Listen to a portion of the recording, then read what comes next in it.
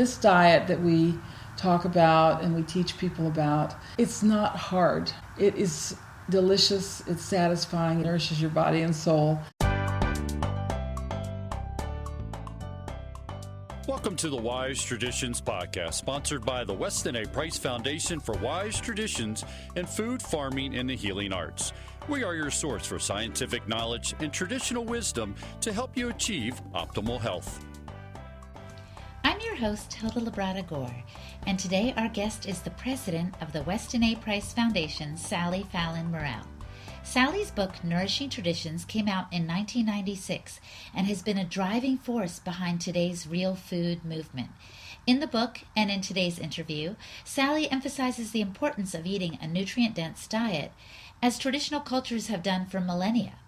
It is a way of eating that nourishes, satisfies, and maximizes your health. As we begin, I want to pause and thank our sponsors. Magnetico Sleep Pads. Recharge and repair your body while you sleep. MagneticoSleep.com. And join other foundation members on a trip to Switzerland this summer with Judith Mudrak. Go to westonaprice.org for more information on the Swiss tour. Now listen in on our interview recorded at Sally's farm in Maryland this past January. Hi, Sally. Welcome to the podcast. Thank you. Thanks for having me back. I want to take you back to the days before the Weston A. Price Foundation was even set up, back to when you lived in France. I want to hear a little bit about your health story and how you stumbled across these Weston Price findings. Okay. I'll go back even a little bit further because both my parents were very healthy, had naturally straight teeth and perfect eyesight. And I remember and no health problems that I could see.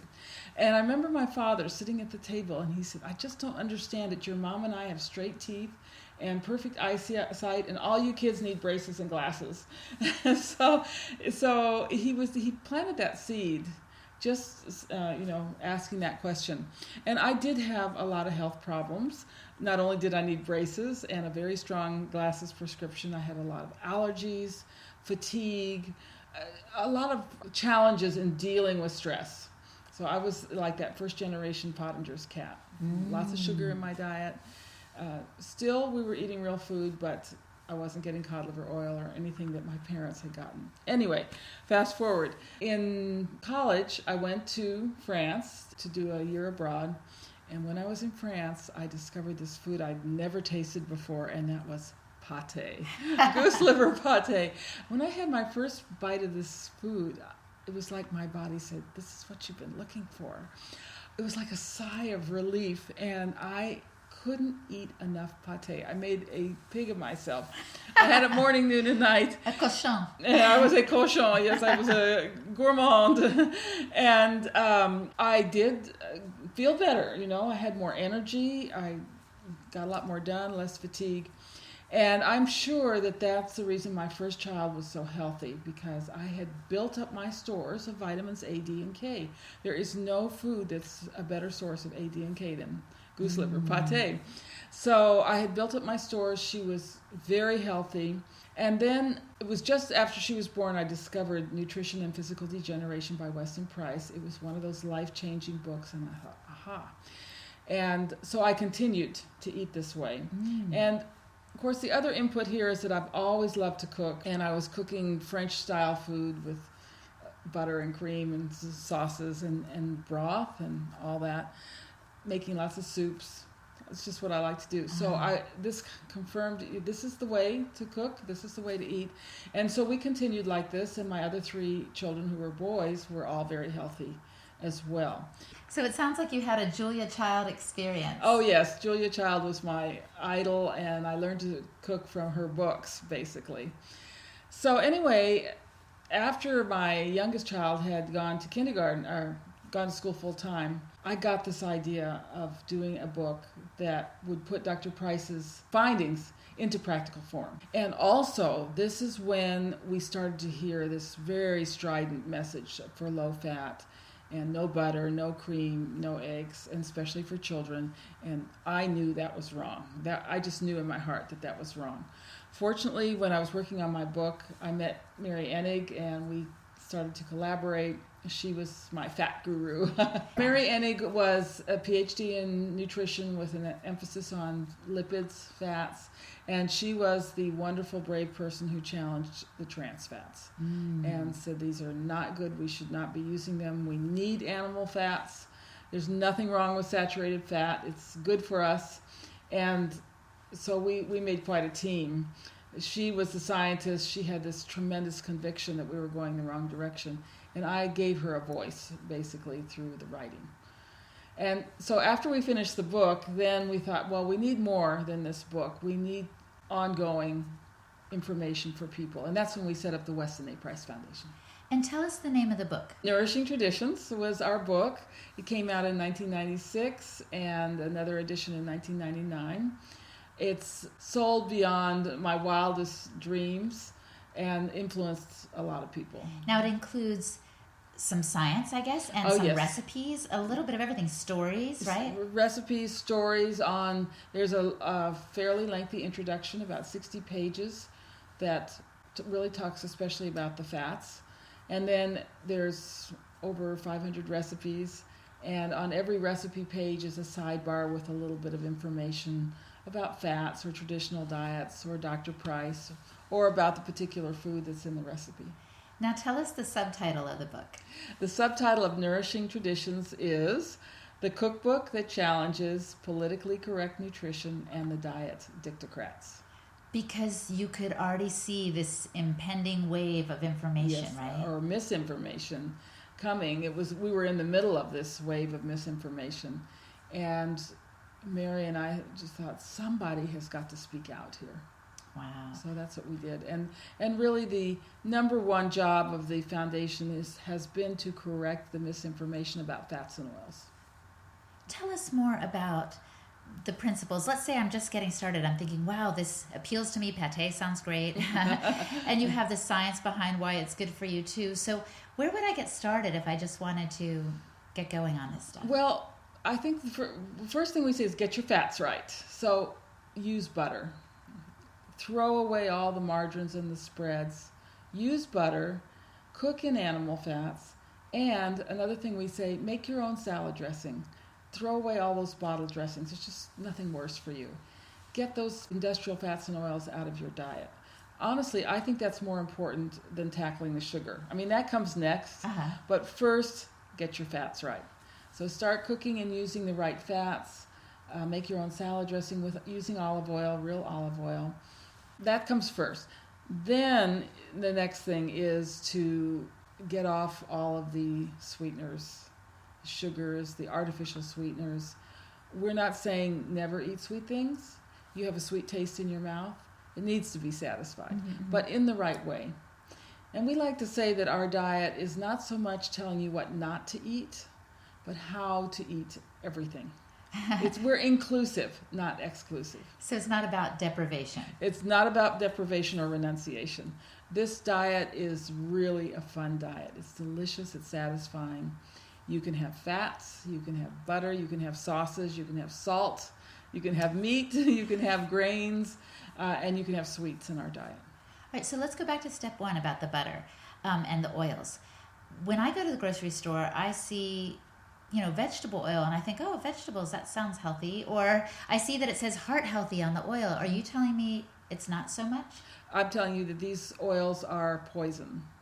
And isn't it interesting? They really should be called seed oils, but they pick the word vegetable because what could be wrong with vegetables, right? Right. And so they use the word vegetable oils instead. So right there is a deception. They don't come from vegetables. They come from seeds that don't normally give up their oils. So like a piece of corn or a soybean, you couldn't get oil out of those seeds. They have to use very high temperature presses and then hexane to get all of the oil out of these seeds. So it's a very industrial process. And these oils are extremely fragile. And when they're exposed to heat and oxygen, as in processing or in cooking, they create free radicals. And this is the bad thing in the diet. It's not cholesterol. It's not saturated fat. It's the free radicals and the trans fats in these industrial fats and oils. And yes, they do cause heart disease. The free radicals damage your arteries. They they take energy away from your heart. Yes, indeed, they are very much involved in heart disease and cancer.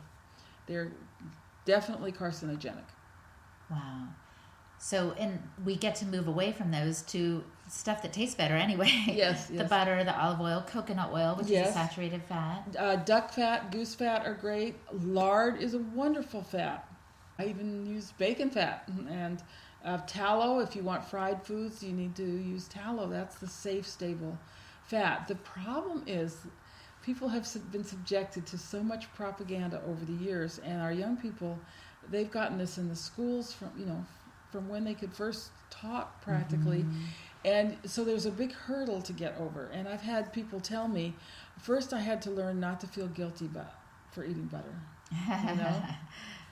And I understand that it's like people telling you that if you eat bacon, you're causing climate change, This is finger wagging all the time. Right, yes. right. Mm-hmm.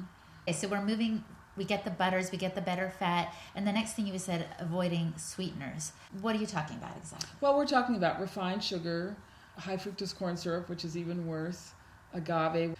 All these refined sweeteners, and especially in the amounts that we eat them today. Again, we're not telling you not to eat sweet things. We recommend natural sweeteners in the context of a healthy diet, and not so much, just not the huge amounts that people are eating today. And people say, "Oh, I can't do that. I can't give up my sweeteners or my sugar." But one thing that we find, if they get their fats right, they don't crave the sweeteners as much. Interesting. And I had a wonderful story from a gal who, she said, I had this bad habit. I was on your diet, and I was eating whole foods and everything, but every time I went to the supermarket, I stood in the cookie aisle, and I decided that I would always buy 2 packages of cookies, and then I would take my cookies home and eat them. And she said one day, after being on our diet for a number of months, she went to the cookie aisle, and she stood there, and she realized she didn't want those cookies. It was not willpower. It was just her body saying, I don't want this.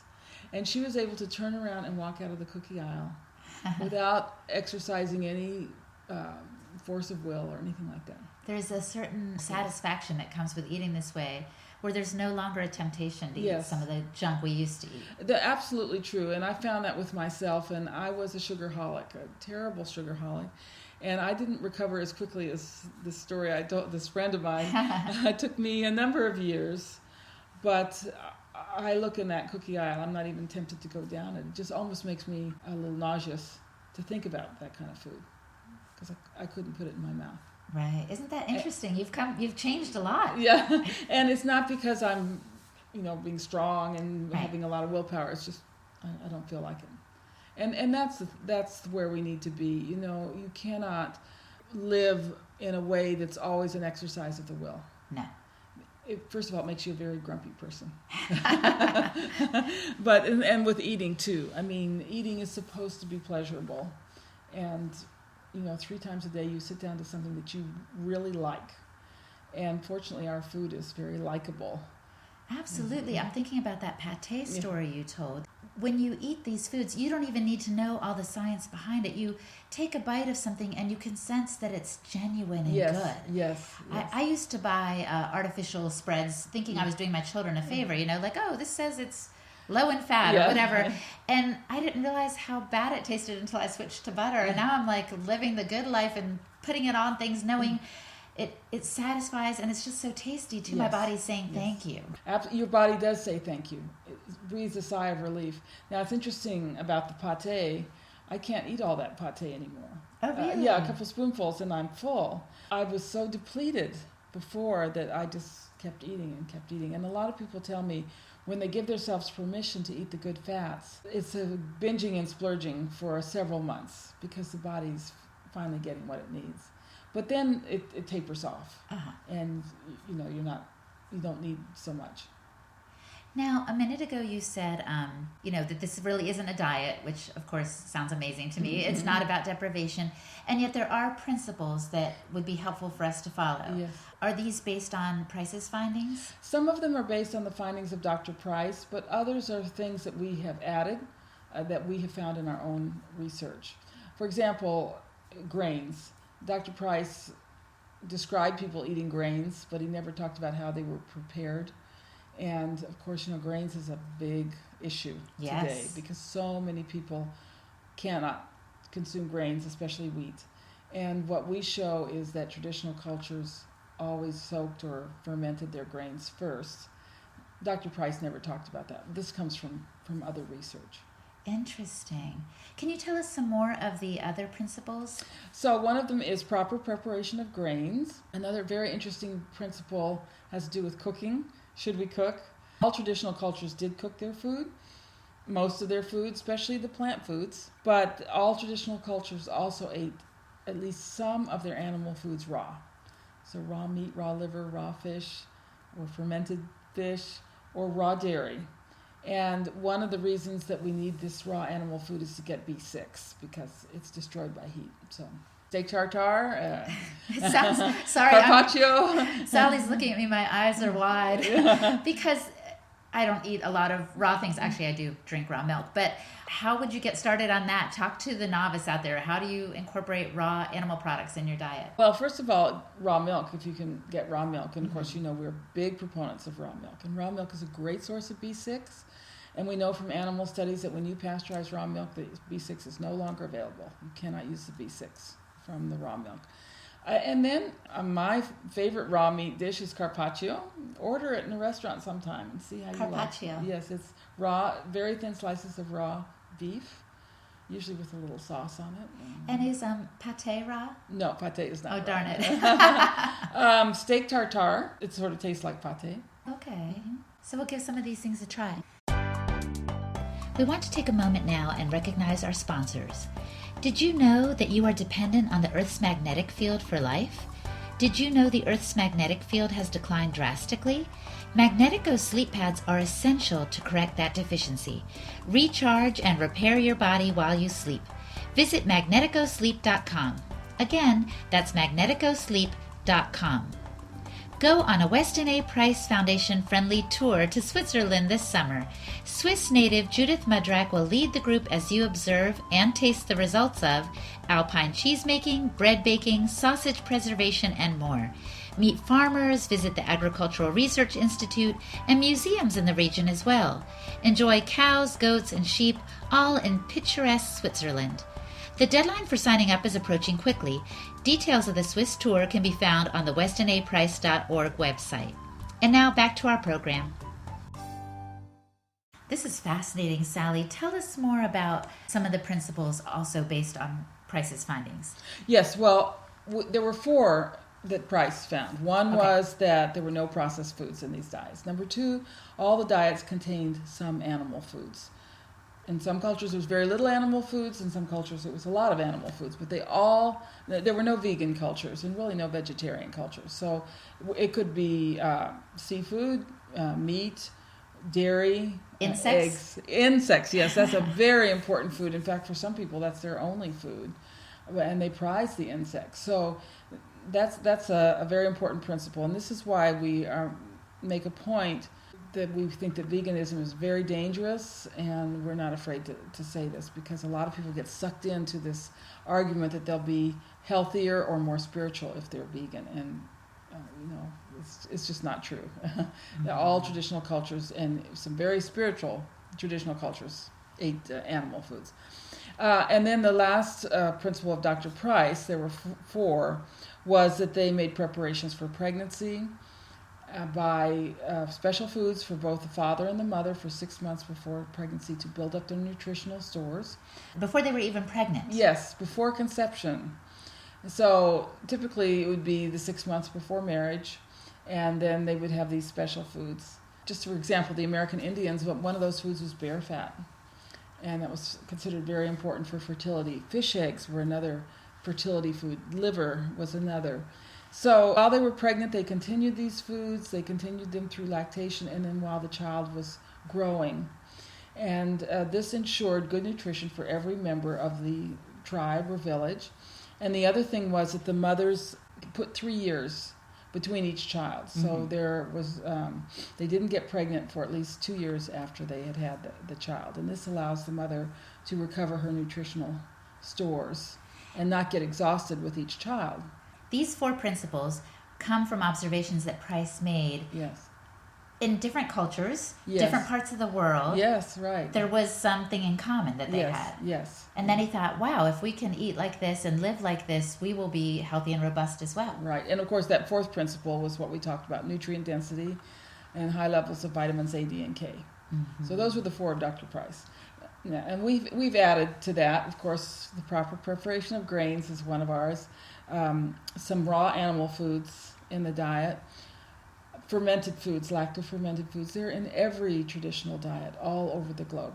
Can you give some examples? Well, sauerkraut is one. So I learned recently that there's more bacteria, good bacteria for our guts, in 1 spoonful of sauerkraut than in a whole bottle of probiotic pills. A whole bottle? A whole bottle. And I also had a woman come up to me recently who said that she had suffered from irritable bowel syndrome for 20 years. She had tried everything short of surgery and suffered tremendously from this. 3 weeks on real sauerkraut, and she had no more problems. It was cured. You know, you're not supposed to say cured, but she was cured. Wow. So all traditional cultures had fermented foods, and this has been completely validated by the science. We now know that we have to feed and nourish the good bacteria in our guts. What other principles have you added? Well, another principle is the use of bone broth. Now, this is not universal, but it's almost universal. We find this in traditional cultures all over the world, and the broth, of course, is basically melted collagen, and it is the other main type of protein in our bodies. We have muscle protein and collagen proteins. In fact, we have more collagen protein than muscle protein.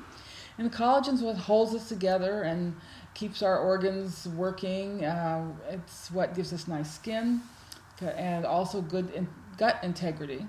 And broth feeds that collagen in our bodies and has many other uses. So we like broth in the beautiful gourmet reduction sauces or in soups or stews. And we really have taught people and encouraged people to use broth a lot in their diets. I think if people look at their ancestry, they'll remember either their grandmother or know of people in their villages, wherever they're from, who've made soup when people are sick or drink soup on the regular. Yes. So this isn't too foreign of a concept, I don't think. No, and of course the broth is made from bones. That's the key point. It's bones with a lot of cartilage in them that melts into the water, and that's what feeds our own collagen and cartilage.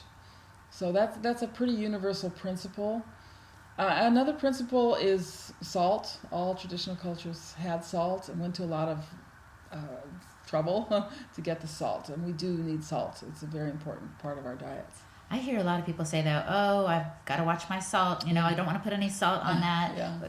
Is that some of the misinformation? It is. We actually eat less salt, about half as much salt as we did in 1900. Because we use salt for salting fish and meat to preserve it. And we definitely need, our need for salt, our requirement for sodium is 1.5 teaspoons of salt per day.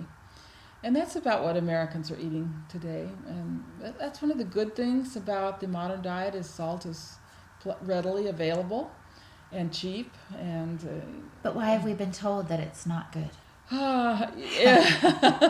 It's kind of complicated. Okay. I think some people are just so tied to their idea. The push for low salt is just a few scientists, and they all support each other and reference each other. But we really do need salt, and more is better than less.